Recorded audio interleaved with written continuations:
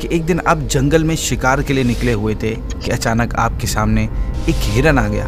جب آپ نے اس ہرن کا شکار کرنا چاہا تو وہ انسانی زبان میں بول پڑا کہ اگر آپ میرا شکار کریں گے تو آپ خود شکار ہو جائیں گے، اور کیا آپ کی پیدائش کا یہی مقصد ہے کہ آپ سیر و شکار کرتے پھریں؟ پھر آپ تخت و تاج کو خیر آباد کہہ کر صحراؤں میں گریہ ازاری کرتے ہوئے ایک تاریخ اور بھیانک غار میں جا پہنچے۔ السلام علیکم ورحمۃ اللہ وبرکاتہ۔ حاضر ہیں انٹرسٹنگ اور معلوماتی سیریز تاریخی فیصلے میں۔ ناظرین، انسان اس دنیا میں پیسے کمانے، عزت و شہرت اور مقام و مرتبہ حاصل کرنے کے لیے کیا کچھ نہیں کرتا۔ محنت کرتا ہے، لگن سے کام کرتا ہے، اپنے دن رات ایک کر دیتا ہے تاکہ اسے اس کی پسند کا مقام و مرتبہ حاصل ہو۔ یہاں تک کہ کچھ لوگ تو بڑی پوسٹ کے لیے، بڑی سیٹ حاصل کرنے کے لیے حرام تک کا سہارا لے لیتے ہیں کہ بس کسی بھی طرح بڑا عہدہ، بڑی ڈیزگنیشن مل جائے۔ آج ہم ایک ایسا تاریخی فیصلہ سننے جا رہے ہیں جس میں ایک شخص نے ایک اونچی پوسٹ کو چھوڑنے کا فیصلہ کیا۔ بہت بڑی پوسٹ۔ کون سی پوسٹ؟ بادشاہت کی پوسٹ، بادشاہت اور سلطنت چھوڑنے کا فیصلہ۔ یہ فیصلہ تھا حضرت سیدنا ابراہیم بن ادھم رحمۃ اللہ تعالیٰ علیہ کا۔ ناظرین، آپ رحمۃ اللہ علیہ کا شمار بڑے اولیاء کرام میں ہوتا ہے۔ آپ نے بہت سے اولیاء کرام اور اپنے دور کے بڑے بڑے علماء کرام سے علم دین حاصل کیا۔ بہت عرصے تک آپ حضرت امام اعظم ابو حنیفہ رحمۃ اللہ تعالیٰ علیہ کی صحبت میں بھی رہے۔ ایک مرتبہ آپ امام اعظم کی مجلس میں حاضر ہوئے تو لوگوں نے آپ کو حقیر نگاہ سے دیکھا، لیکن امام اعظم نے آپ کو سیدنا یعنی ہمارے سردار یہ کہہ کر مخاطب کیا اور اپنے نزدیک اپنے پاس جگہ دی۔ جب لوگوں نے آپ سے اس بارے میں سوال کیا کہ انہیں سردار کہنے کی کیا وجہ ہے، تو آپ نے فرمایا کہ یہ وہ ہیں جن کا مکمل وقت اللہ کے ذکر میں گزرتا ہے، اور ہم تو دنیاوی کاموں میں بھی حصہ لیتے رہتے ہیں۔ ناظرین، امام اعظم کے اس فرمان سے ہمیں اندازہ ہوتا ہے کہ آپ کا مقام و مرتبہ کتنا بلند و بالا تھا۔ آپ کو اتنا بلند مقام مرتبہ آپ کے ایک اہم فیصلے کے بعد ملا تھا۔ وہ فیصلہ تھا اللہ پاک کی رضا کے لیے بادشاہت چھوڑنے کا۔ ناظرین، صوفی بننے سے پہلے آپ بلخ کے سلطان اور بہت بڑے حکمران تھے۔ پھر آپ کی زندگی میں چند ایسے واقعات رونما ہوئے، پیش آئے، جس کے بعد آپ نے اپنی بادشاہت چھوڑنے کا فیصلہ کر لیا۔ چنانچہ ہوا کچھ یوں کہ ایک رات آپ اپنے شاہی محل میں بستر پر آرام فرما رہے تھے کہ آپ کو اپنے کمرے کی چھت پر کسی کے چلنے کی آہٹ محسوس ہوئی۔ آپ نے آواز دے کر پوچھا کہ چھت پر کون ہے؟ آپ کو جواب ملا کہ میں آپ کا ایک جاننے والا ہوں اور میں اوپر اونٹ تلاش کر رہا ہوں۔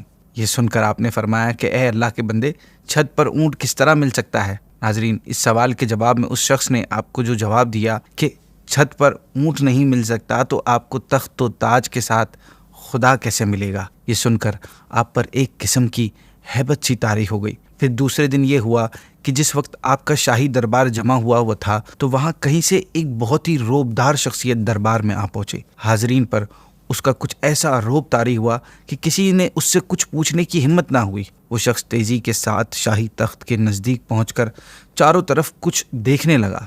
جب آپ نے اس سے سوال کیا کہ تم کون ہو اور کس چیز کی تلاش میں یہاں آئے ہو، تو اس نے کہا میں قیام کرنے یعنی رہنے کی نیت سے آیا تھا، لیکن یہ تو مسافر خانہ لگ رہا ہے مجھے، اس لیے یہاں رہنا ممکن نہیں۔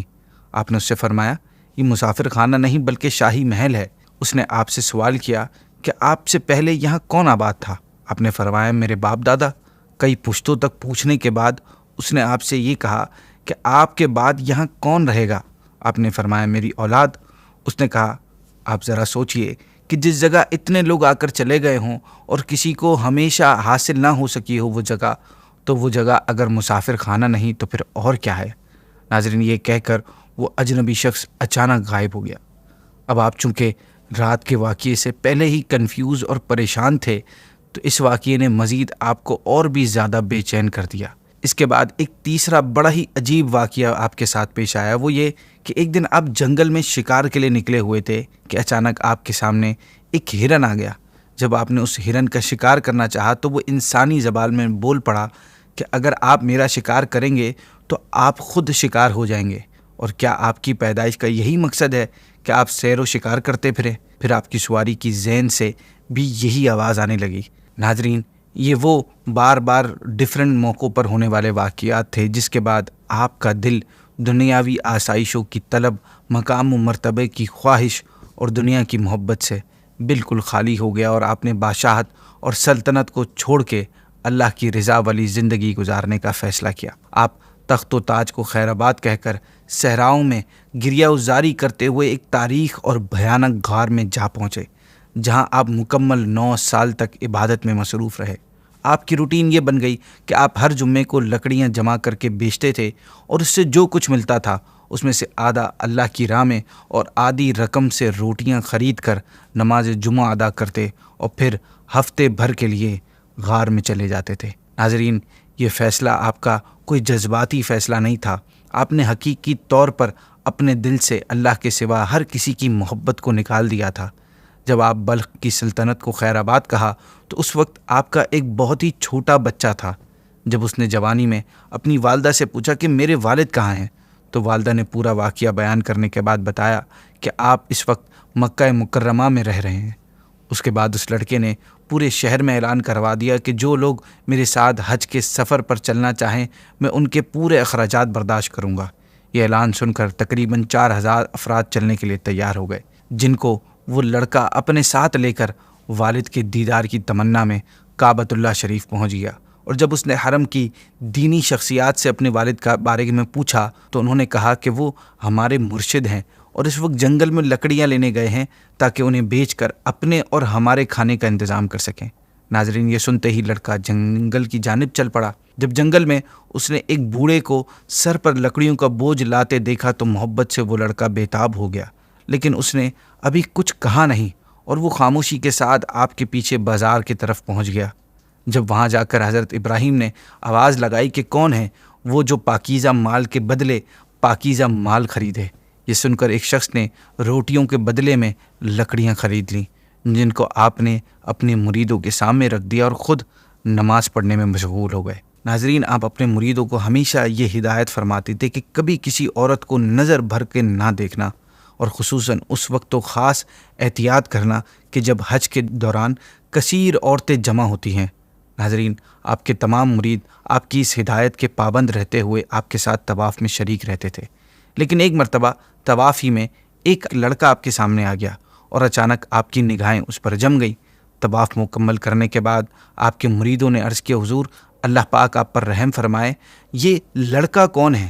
آپ نے فرمایا، یہ بات تو تمہارے علم میں ہے، جب بلخ کو خیر آباد کہا تھا تو اس وقت میرا ایک چھوٹا بچہ تھا، مجھے یقین ہے یہ وہی بچہ ہے۔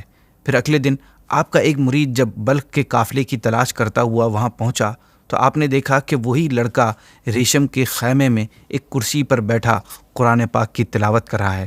مرید نے اس سے سوال کیا کہ آپ کس صاحبزادے ہیں؟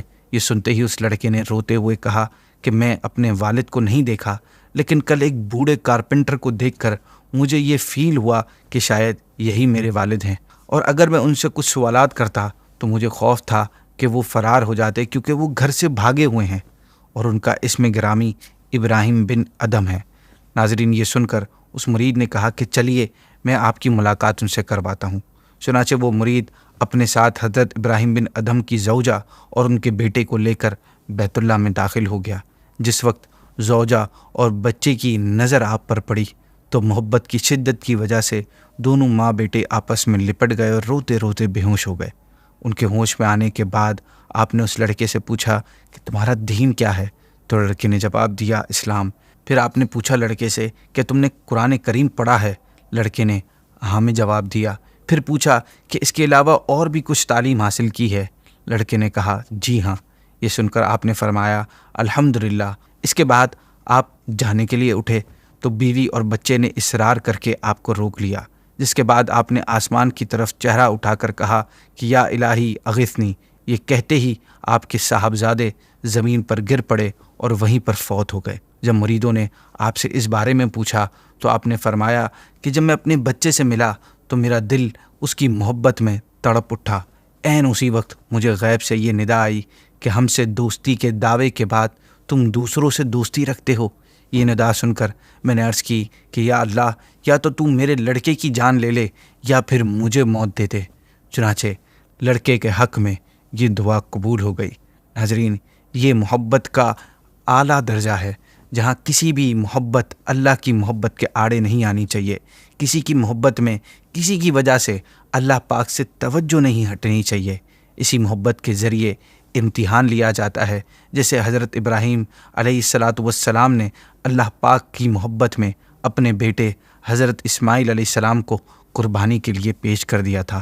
اللہ پاک نے آپ کو اس فیصلے کی برکت کیسی عطا فرمائی، اس واقعے سے ہمیں آئیڈیا ہوگا کہ ایک دن آپ رحمۃ اللہ تعالیٰ علیہ دریائے دجلہ کے کنارے بیٹھے اپنے لباس کو پیوند لگا رہے تھے کہ اسی دوران ایک شخص آپ کے قریب سے گزرا۔